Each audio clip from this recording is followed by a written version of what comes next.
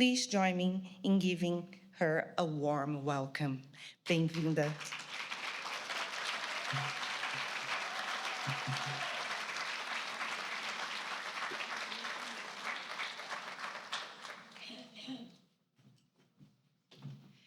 Bom dia, meus amigos, minhas amigas. Que alegria estarmos juntos nesse espaço iluminado. Eu estou chorando desde que eu cheguei, então vocês me perdoem. Já senti frio, já senti calor. Antes de começar, me lembrei de um momento tão bom com o Divaldo, né? Quando o Mário Sérgio falou assim, todo mundo já foi tão socorrido, meu Deus. Ai, eu nem sei quantas palestras vou ter que fazer para chegar, para quitar minha dívida, sabe? Pelo bem que eu recebi dele. Porque cada vez que a gente trabalha no bem, a gente está quitando muita coisa, não é? Então, depois que eu tive um encontro muito especial com ele, que ele pôde falar da desencarnação do meu filho, me encontrei com ele no sábado à noite, para assistir uma palestra que ele fazia. E depois que terminou a palestra, eu queria muito agradecer a ele, eu não sabia como, sabe aquela coisa assim, meu Deus, como é que eu digo obrigado? E aí, ele estava sozinho no palco, assim, ele ficava, depois que terminava a palestra, ele ficava só no palco, esperando todo mundo poder terminar o passe e tal. E aí me aproximei, porque eu tinha uma relação com ele assim, muito cerimoniosa, não tinha muita convivência com ele. Mas então me aproximei e disse, Divaldo, eu queria dizer uma coisa para você, você me libertou.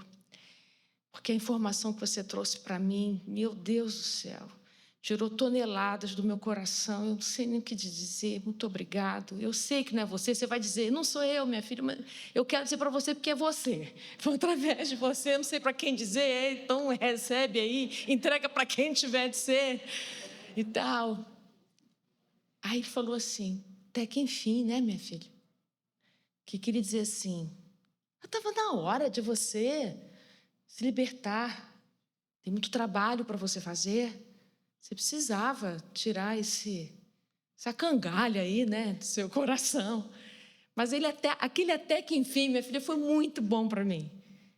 Então, eu acho que ele queria, eu acho que ele quer, e se onde quer que ele esteja, muito obrigado. De novo, e muitas vezes vou dizer, ai, libertem seus corações, é isso que ele quer dizer. Liberta, gente. Nós temos muita coisa para fazer, né? Muito trabalho para semear.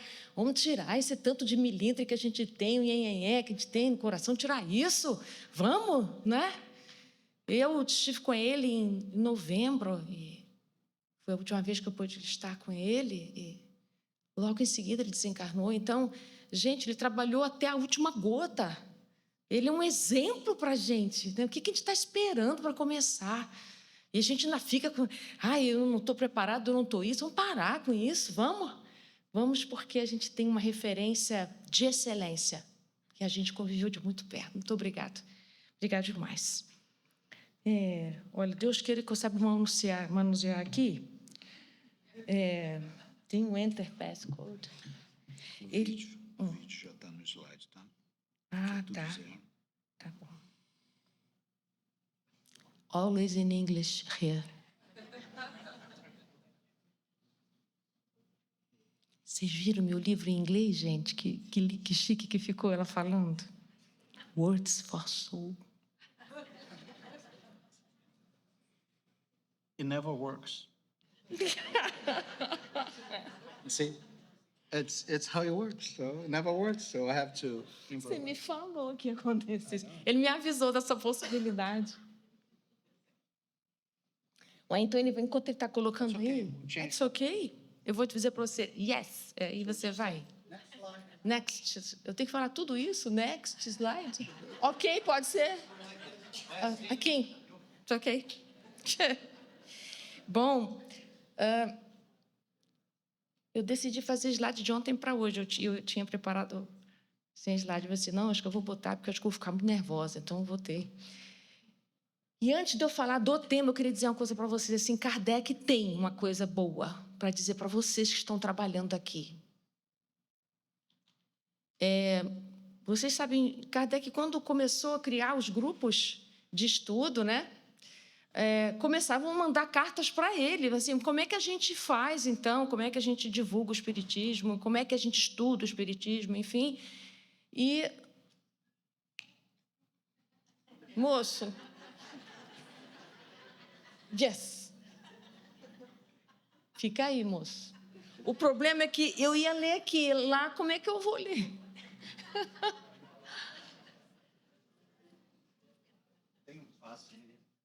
Você deu um passe nele? Senhor, Deus é Pai. Que espetáculo. Vamos testar-nos.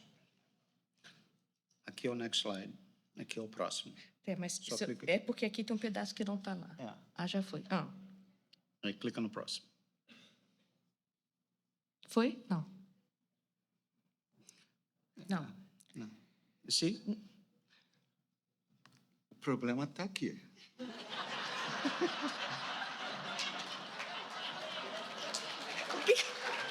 O que a gente faz, gente, numa situação dessa?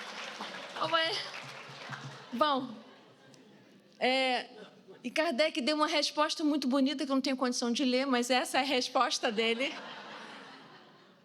Eu vou resumir, em que ele vai dizer o seguinte, que a gente pode estudar o espiritismo em casa sozinho, se quiser.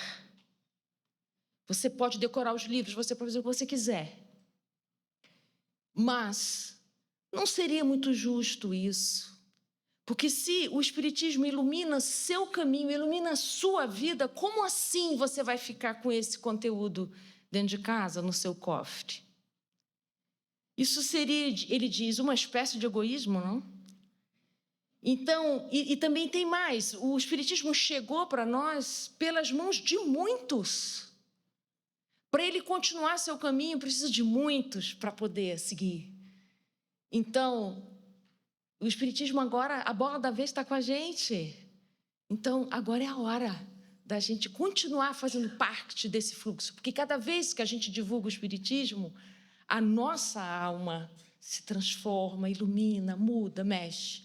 Eu estava estudando Amai os Vossos Inimigos e encontrei um tanto aqui dentro do meu coração. Então, como não? Né? O espiritismo é para todos nós, então é uma questão de justiça, é a cura do egoísmo da gente, quando a gente se determina a divulgar. Então, vocês que estão aqui, tão distantes do Brasil, tão distantes dos seus corações, que vocês tenham a força de continuar esse trabalho. É muito mais difícil para vocês do que é para nós no Brasil. A gente toma passo qualquer dia, qualquer hora. Tem casa espírita uma atrás da outra.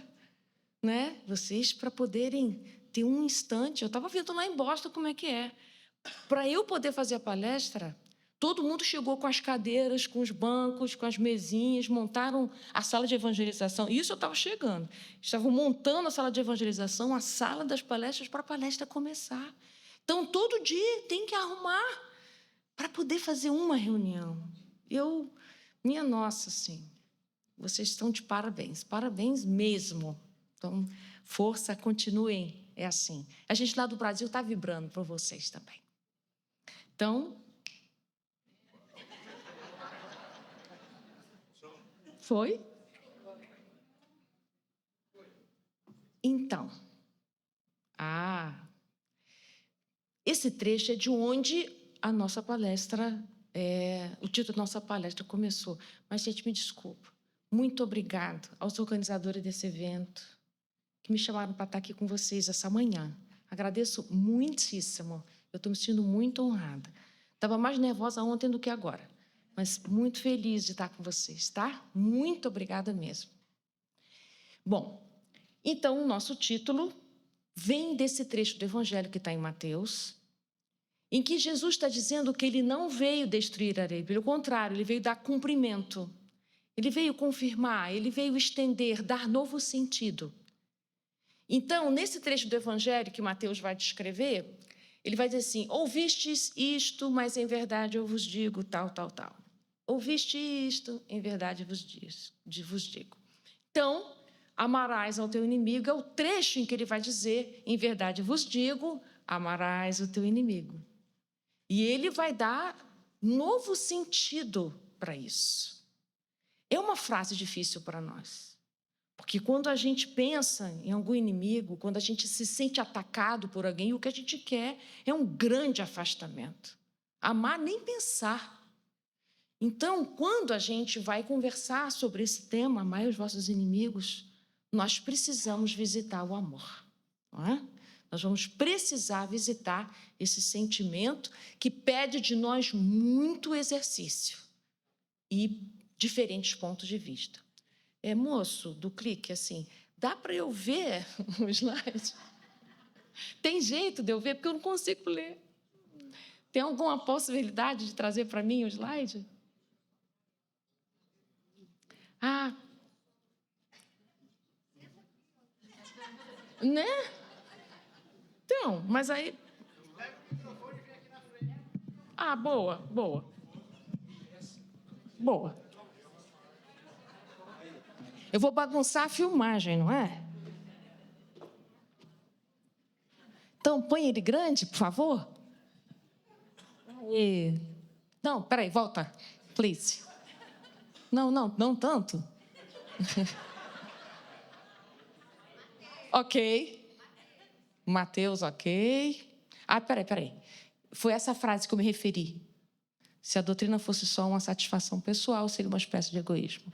Que a gente tem a tarefa, que lindo Kardec dizendo para a gente, espalhar luz. Não bota só a candeia dentro do armário, debaixo do móvel, né?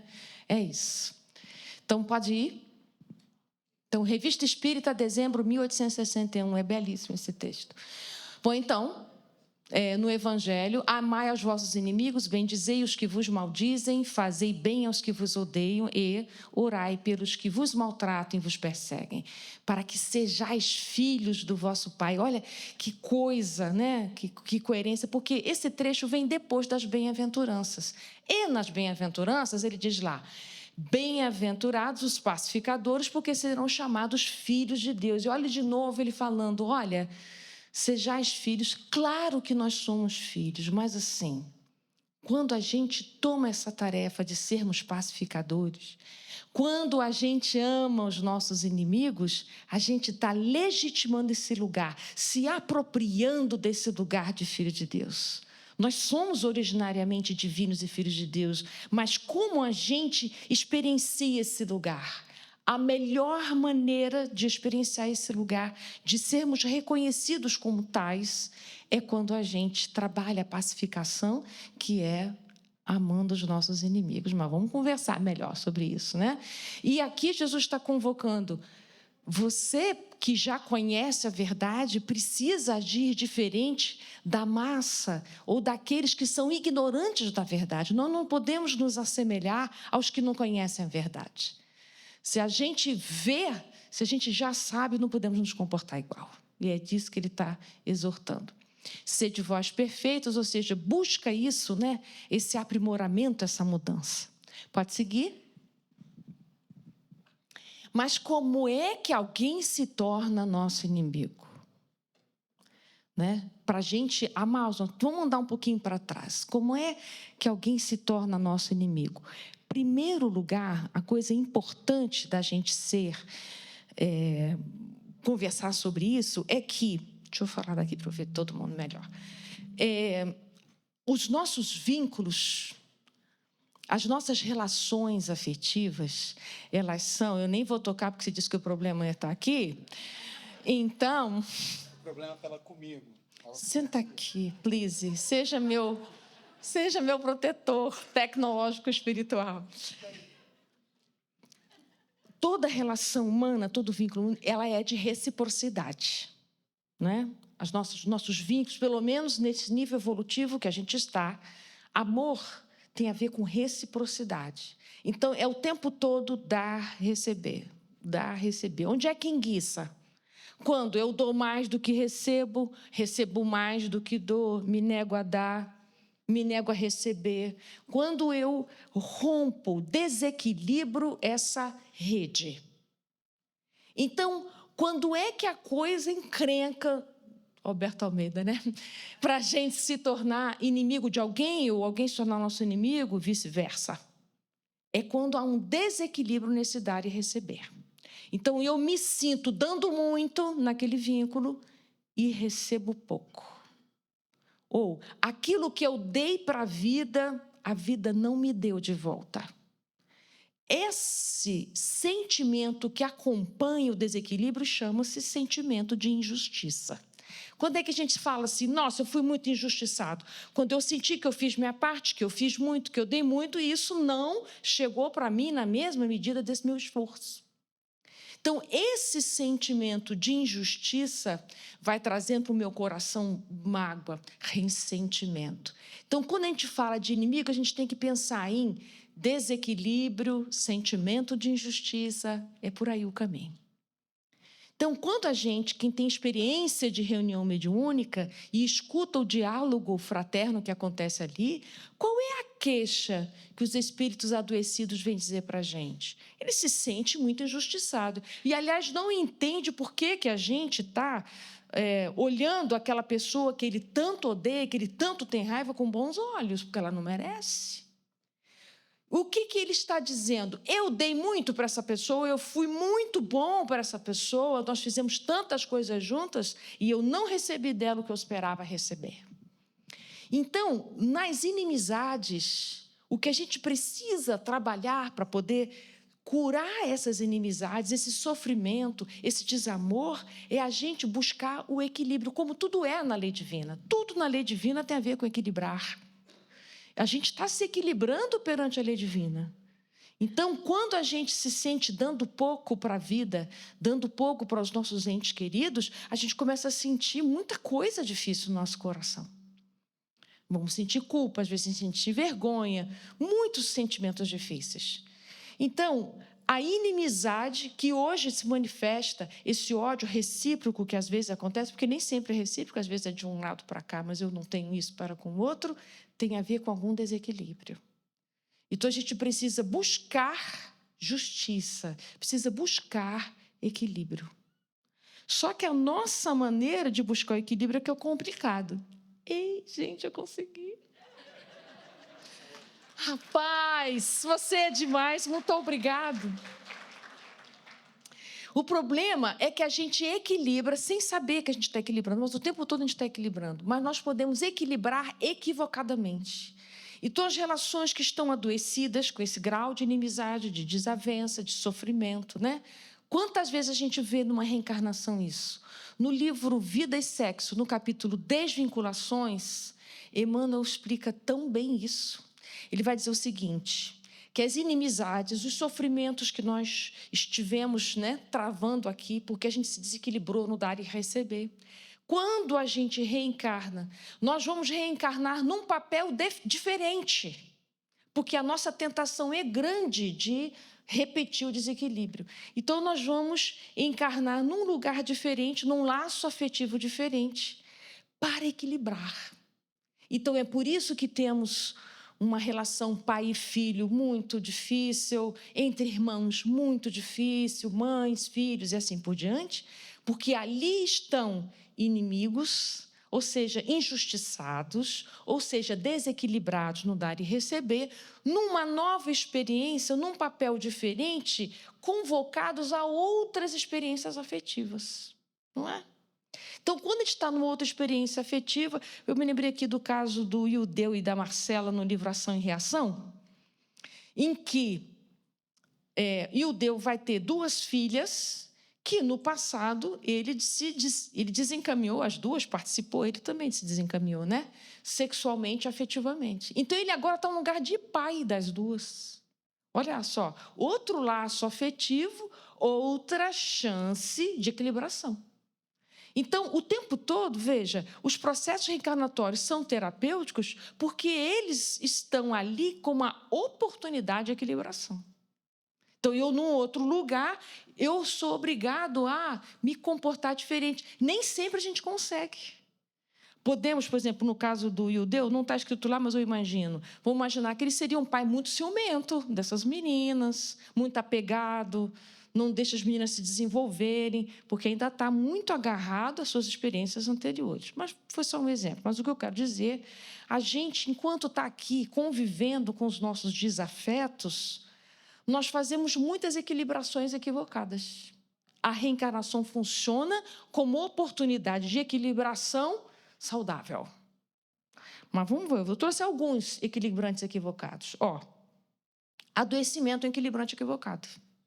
Então, eu estou numa relação de inimizade, é sofrida a nossa relação, eu não estou conseguindo equilibrar com dar e receber de forma saudável, eu posso adoecer. Por exemplo, fiz um atendimento fraterno na nossa casa de uma senhora que se sentia muito culpada de uma falha do passado com alguém. Eu não sei qual é a história, mas ela trouxe isso, né? Eu me sinto muito culpada por isso que aconteceu. E de lá para cá eu tenho depressão. Então, olha aí, a depressão, o adoecimento, uma tentativa de equilibração. Claro que é equivocada, está piorando a situação. Mas o que eu quero ressaltar é que a gente faz essa equilibração sem perceber. Então, ela está ali, eu estava conversando com ela, dizendo para ela assim, mas você continuando deprimida não está resolvendo em nada essa situação. Nem melhora para você e nem resolve esse erro do passado. Por que você não se dirige para corrigir o erro do passado em vez de ficar adoecendo indefinidamente? E eu fiquei pensando, se daqui a pouco essa senhora desencarna. E vai continuar no mundo espiritual embolada com essa história. Então, olha o que a gente faz na dificuldade da gente retomar a situação do equívoco e a gente restaurar aquilo que se lesou, a gente vai equilibrando equivocadamente. Por exemplo, culpa, vergonha, vingança, alheamento. Alheamento é quando eu faço de conta que aquilo não aconteceu. Né? No mundo maior, tem um caso do Pedro e do Camilo. Não é? Aquele filho adotivo que mata o pai. A culpa de ter matado o pai, embora ele se considerasse com razão, mas ele preferiu não saber. Ele forjou como tivesse sido um assalto feito por alguém, e na verdade tinha sido ele. Ele não só levou o dinheiro, mas ele matou também. E ele seguiu a vida dele, se mudou para muito longe, trabalhou loucamente, casou, teve filhos e deixou aquele assunto lateral, como se não tivesse acontecido. Não adiantou, adoeceu. Né? É então quando André Luiz vem, né, para poder dar conta do caso. Mas, enfim, então, o alheamento não resolve, né? A gente não ver, não dar conta, não olhar, não resolve. Mas, aliás, todos eles, adoecimento, culpa, vergonha, vingança e alheamento, são equívocos, são movimentos que a gente faz para não lidar com aquele dar e receber desequilibrado. Ficando culpado, você não está resolvendo. Aliás, a culpa é um modo de eu não olhar. É impressionante isso, né? Porque uma mente culpada, ela não para de pensar. Aquele pensamento fica circular. Mas ela não está de frente para o que está acontecendo. Eu estou na culpa, eu estou aqui dentro.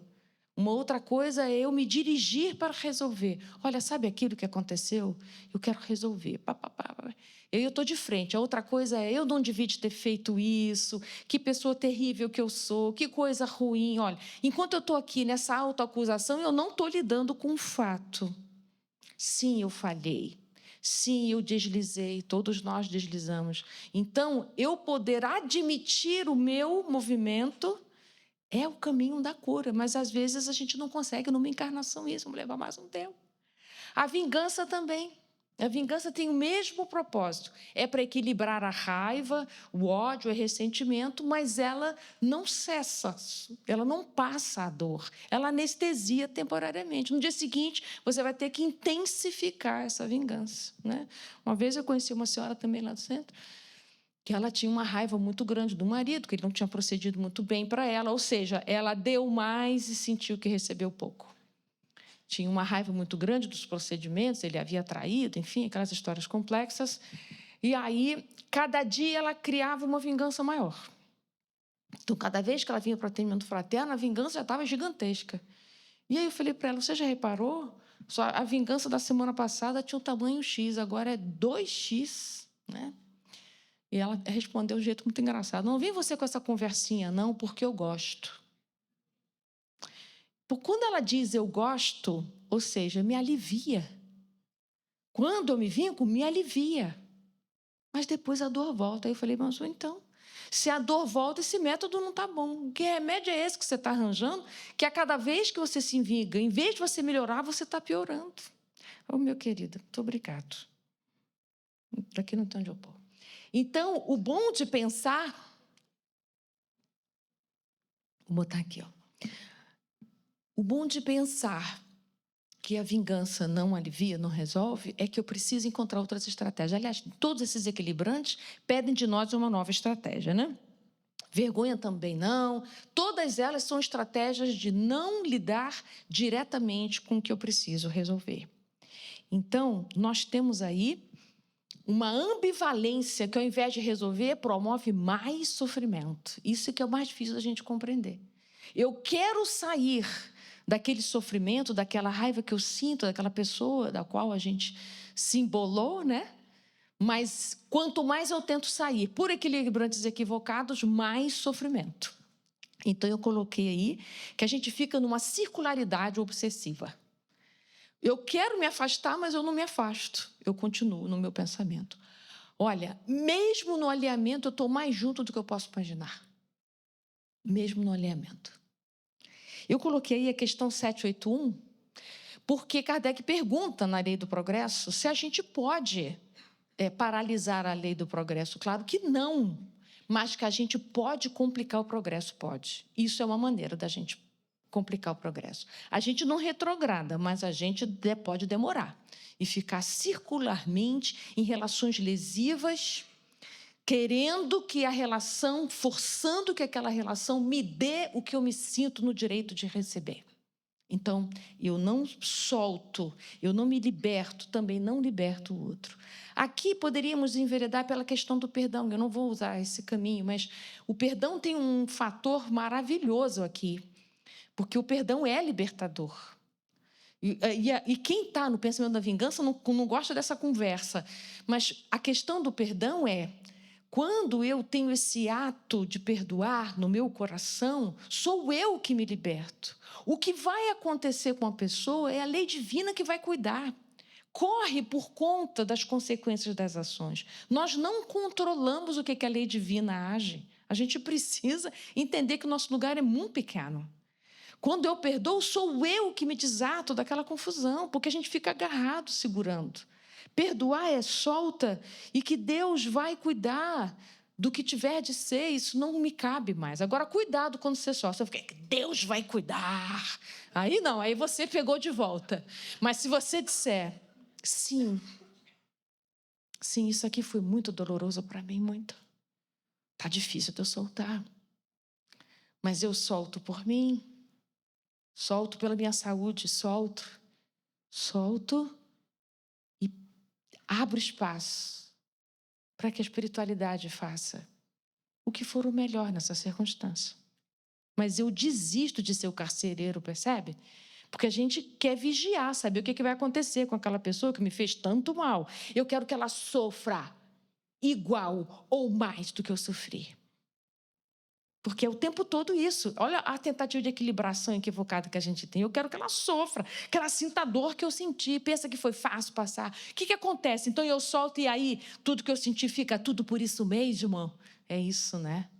Então a gente quer uma compensação.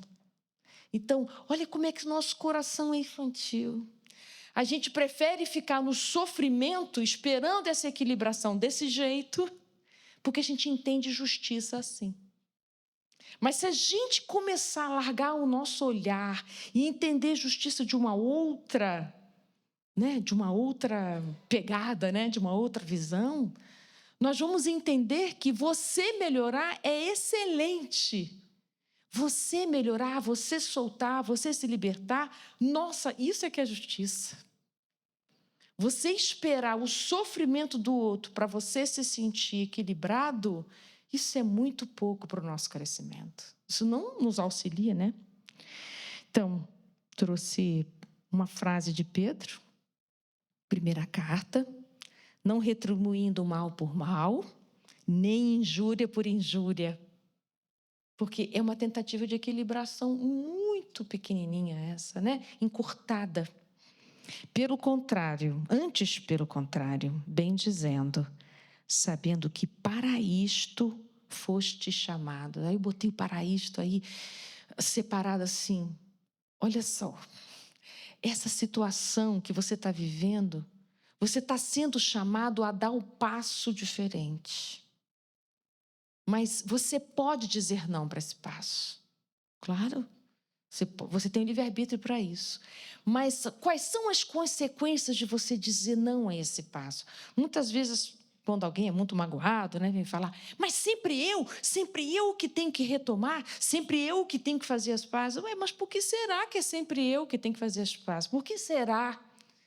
Porque aquele que vê tem mais condição de dar o passo. Você está chateado porque é sempre? A pergunta tem que ser anterior. Por que você sempre cai nesse mesmo lugar?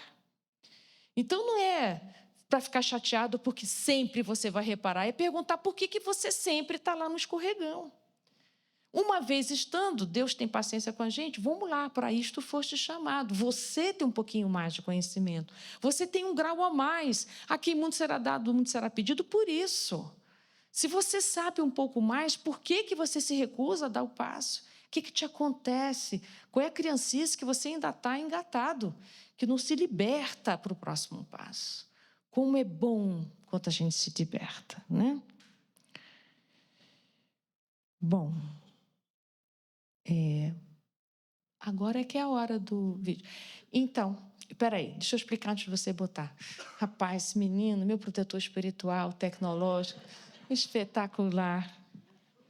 Então, enquanto ele me ajuda aqui a encontrar o caminho do bem novamente, estamos num desvio, um pecado. E eu trouxe um videozinho bem pequeno, que eu gostei muito dele, eu fiquei muito impactada, eu mostro todo lugar que eu vou. É uma filmagem de uma peça de teatro. É 2 minutos só. Eu queria que vocês observassem nesse vídeo o movimento repetido e aonde é que está a ambivalência. Tá bom? Depois a gente continua conversando sobre inimigo.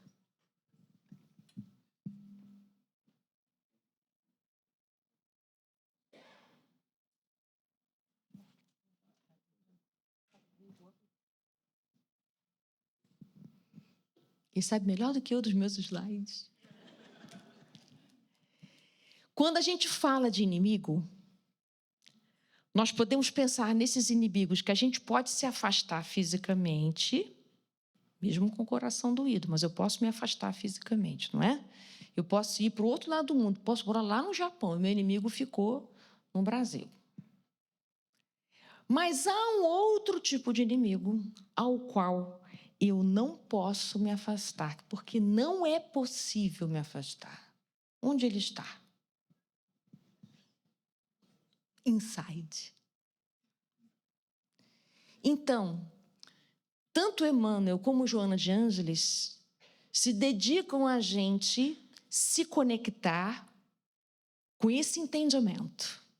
Mais importante do que esses inimigos que você pode se afastar fisicamente, são estes dos quais não lhe é possível se afastar. Nós temos muitos inimigos no coração. E não fica me dizendo que é obsessor, não, porque não é. Eles só encontram chance de ficar junto, mas não é. Nós temos uma multidão no nosso coração. Nós temos partes afetivas, emocionais, aos quais a gente nem dialoga, nem percebe a presença e a atuação no nosso cotidiano. São estados de alma que vêm em forma de pensamento, de comportamento, de sentimentos desproporcionais. Se você tiver dúvida qual é ele, quem são esses, que são vários, eu vou colocar algumas citações, tanto do Emmanuel quanto da Joana, eles se manifestam de forma desproporcional aos acontecimentos. Se você tiver assim, não tenho inimigo interno, não tenho, não. Observa seu cotidiano. Tem algum momento em que você percebe que a sua reação foi grande em relação ao fato? É ele que está dando conta do recado. Então, nós precisamos conhecê-lo, identificar onde ele está, para dizer, meu amigo, por favor, Senta aqui do meu ladinho, vamos conversar, né? Então, inimigos externos, não estou dizendo que é fácil lidar com os inimigos externos, dói muito, porque a gente está no sentimento de injustiça, de desequilíbrio, mas é a conexão desse externo com os internos que dão a intensidade do seu sofrimento. Então, falei muito rápido? Coitado de quem está me traduzindo lá. Quando você encontra um inimigo externo, ele não é casual. Seja lá que intensidade for. Se ele apareceu do nada, você não sente nada, ótimo, oportunidade de crescimento. Mas se teve ressonância, se isso te transtorna, se isso te angustia, se isso tira a calma dos seus dias, que não te deixa dormir, opa, ele deu as mãos para alguém que mora no seu coração. Então, o que você pode fazer? O de fora eu não tenho controle sobre, mas o de dentro eu tenho. Então, nós precisamos encontrar com eles, que são esses aos quais eu não posso me afastar fisicamente. Então, eu trouxe um vídeo, que agora eu vou clicar, Deus queira que funcione, para a gente encontrar com eles. Já apertei. E agora aperta de novo. Pode tirar a luz e eu queria que vocês prestassem atenção nisso, né? Na repetição, o que repete e aonde é que vocês podem ver uma ambivalência.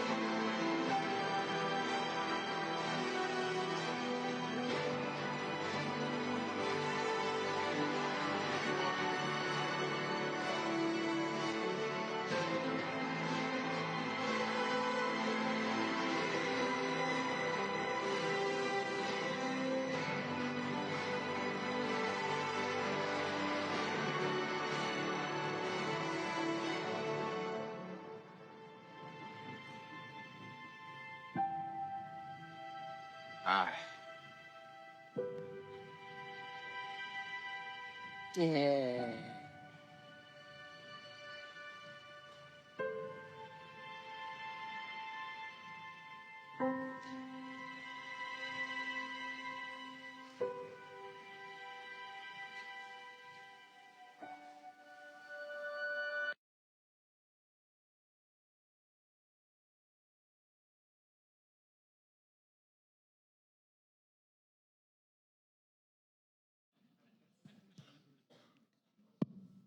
Viram o arrastamento das más paixões? E a ambivalência? Então, nós temos os recursos à mão, lutamos para encontrar eles. O esforço da personagem, né?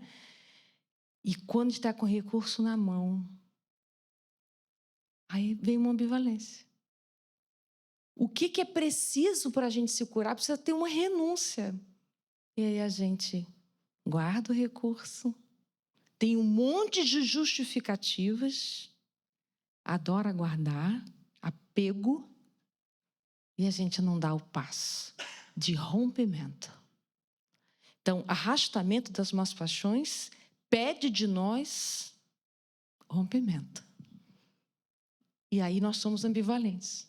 A gente quer se libertar, quer muito, quem de nós não quer? Mas de posse da verdade que liberta, aí a gente guarda na mala. Tantas outras vezes a gente se encontrou com esses recursos e a gente disse não. Então, a cada vez que a gente é colocado de novo numa circunstância em que a gente vai precisar renunciar a essas paixões, vamos precisar recortar, romper, desatar, a gente dá um passo. É isso que está na questão 781. Nós podemos complicar, retardar, obstaculizar. Impedir o progresso, não, porque ele vai se dar. Aí a gente vai para uma coisa chamada agravamento das provas. É por isso que as expiações vêm. As expiações vêm não como punição, mas elas vêm como um limitador, te ajudando a pegar a tesoura para romper. Então, são situações mais intensas para você poder se sentir em condições de poder fazer os rompimentos que há tanto tempo você vem resistindo a fazer. Então, no livro Alma e Coração, Emmanuel diz: nos adversários externos, nós contamos com o apoio dos outros. Mas os adversários internos, vamos precisar de muito auxílio de Deus e esforço próprio. Não que os outros não vão nos ajudar, mas nesse caso, os externos é mais fácil a gente conseguir aliados, né? E aí, diz ele deu nome para esses adversários internos, né? Egoísmo, orgulho, vaidade, desânimo, intemperança mental. Tem umas pessoas com intemperança mental que dizem assim: você sabe, é porque eu sou muito intenso. Eu falei, sei. Aí comigo penso, um desequilíbrio. Está achando intensidade uma beleza, né? Como se intensidade fosse virtude. Mas as consequências dessa intensidade, tudo que vai para as pontas, gente, não é bom, não. Perfeccionismo, intemperança mental, querer a verdade a todo custo, querer justiça a todo custo. Isso não faz bem para a gente. Nós não temos maturidade para sustentar essas pontas, né? E ele também acrescenta medo de sofrer. Que genial! Medo de sofrer um inimigo interno, claro, porque com medo de sofrer a gente economiza a vida, economiza impulso, a gente recolhe o coração. Com medo de sofrer com qualquer coisa. Medo de passar vergonha de novo, medo de perder os bens, medo disso, medo daquilo. O medo de sofrer nos deixa encolhidos. E aí a gente não amadurece, não cresce o tanto que a gente deveria. Sofrimento faz parte mesmo. Vai ter que rolar em algum momento. E o pior é que quem fica encolhido no meio de sofrer, sofre também. Então, é uma economia que está faltando aqui uma mudança de ponto de vista, né? Então, olha aí os inimigos. Ele deu um nome de alguns, tem muito mais, mas ele deu alguns para a gente, só para a gente começar, né?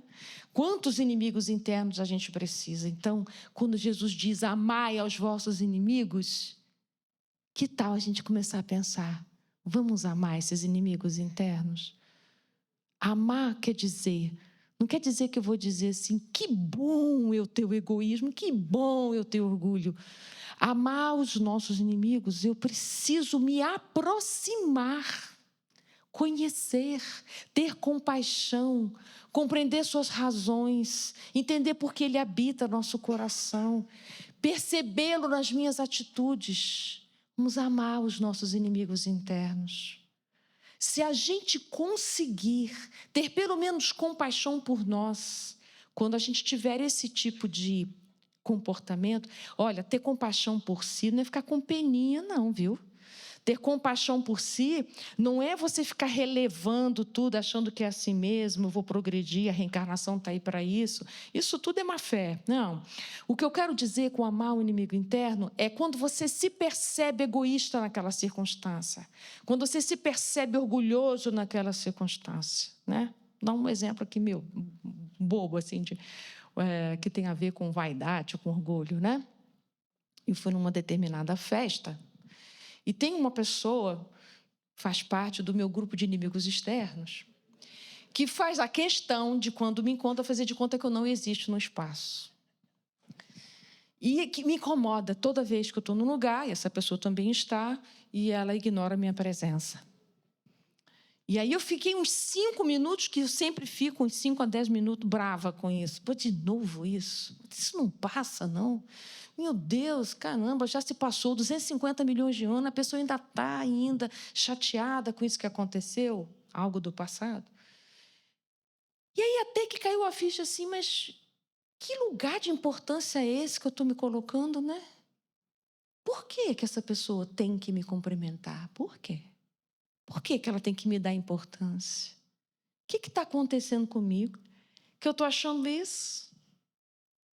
Isso é narcisismo brabo. Me achar muito importante. O outro tem o direito de falar com quem quiser, quando quiser. Que grau de importância.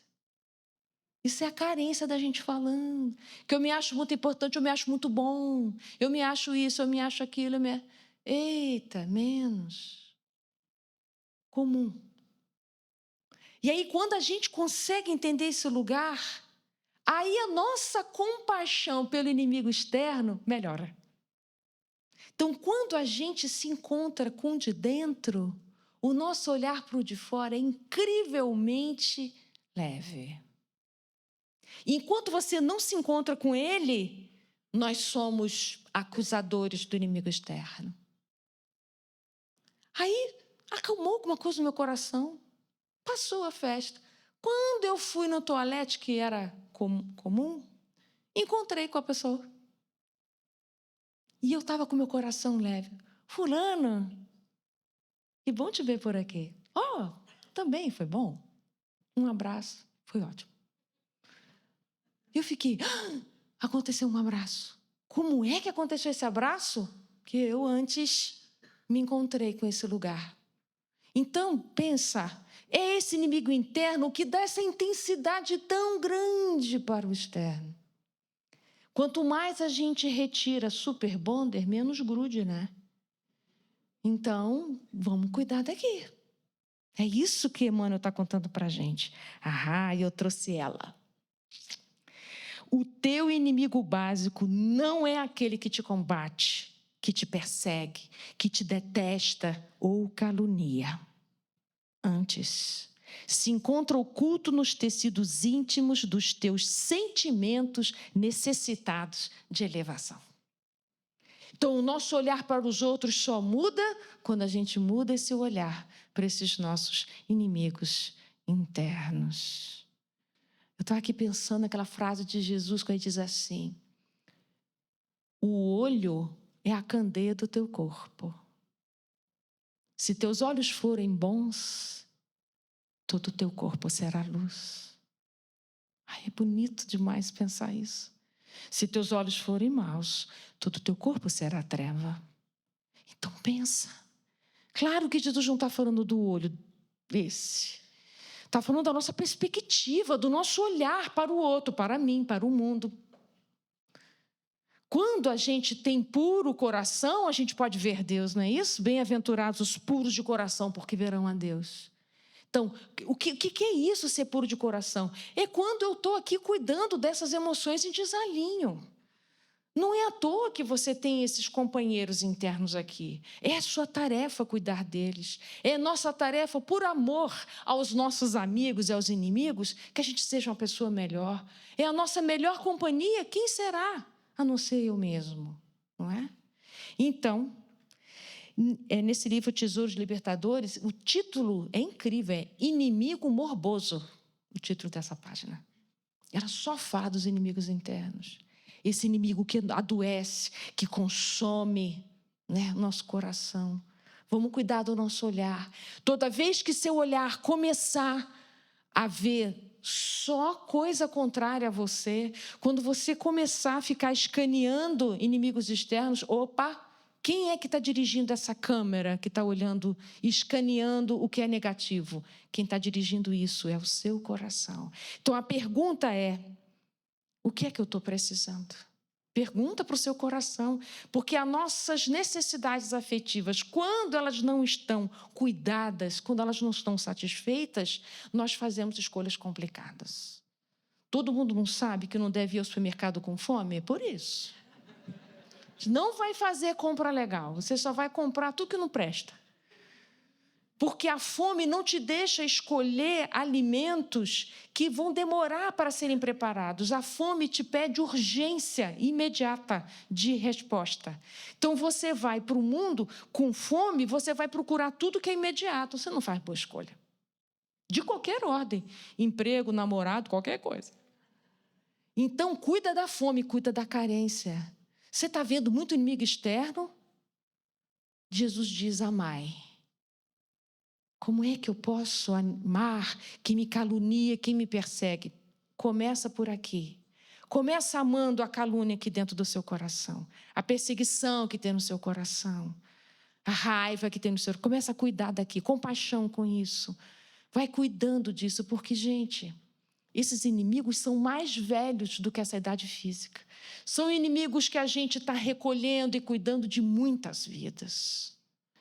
Esse seu coração adoecido, ele não começou agora. Ele já vem. Essa é a chance de a gente cuidar.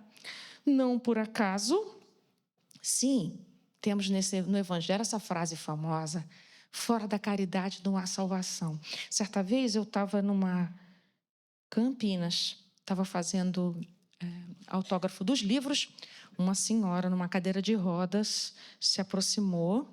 Muita gente se aproxima porque para falar de luto. Nunca vi tanta gente me perguntar sobre luto depois que meu filho desencarnou, é impressionante.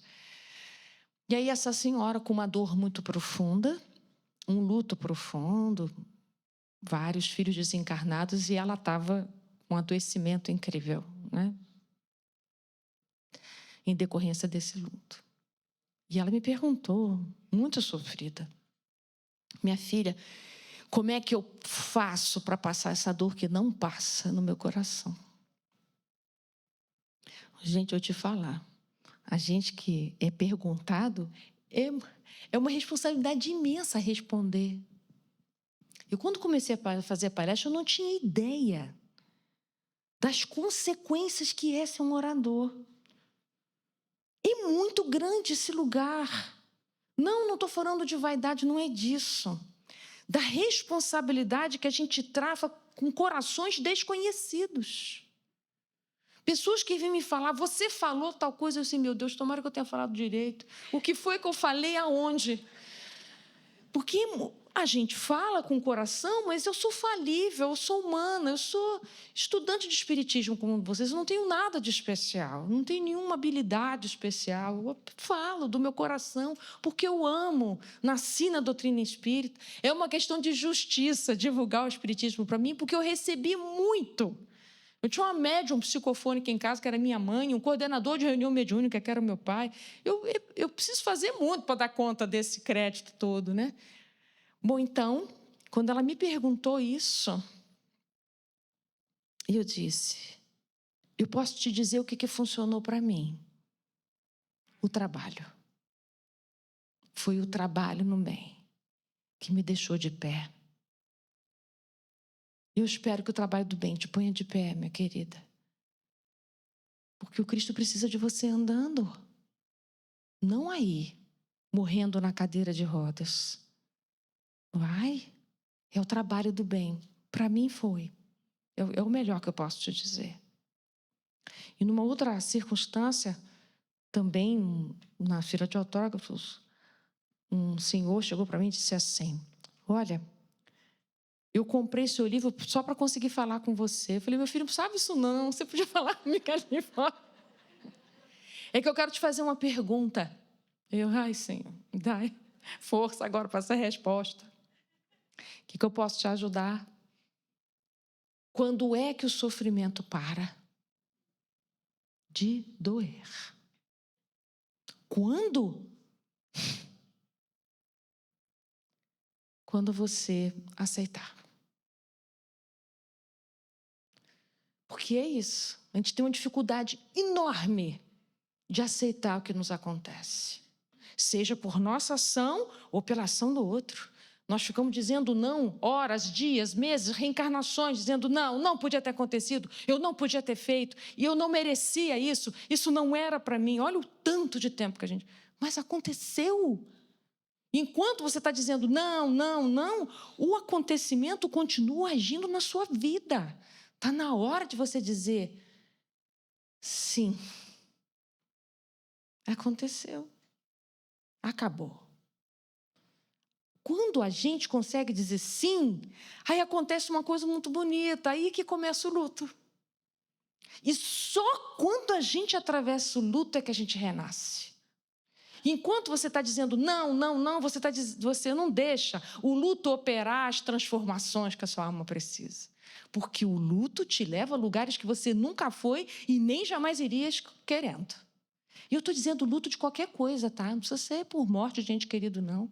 É tudo aquilo amado que se vai da sua vida. Seu trabalho, sua posição social, um ente querido, as suas forças físicas, o seu corpo que envelheceu, qualquer coisa que se vai, para nós, nesse nível evolutivo que a gente se encontra, é dolorido.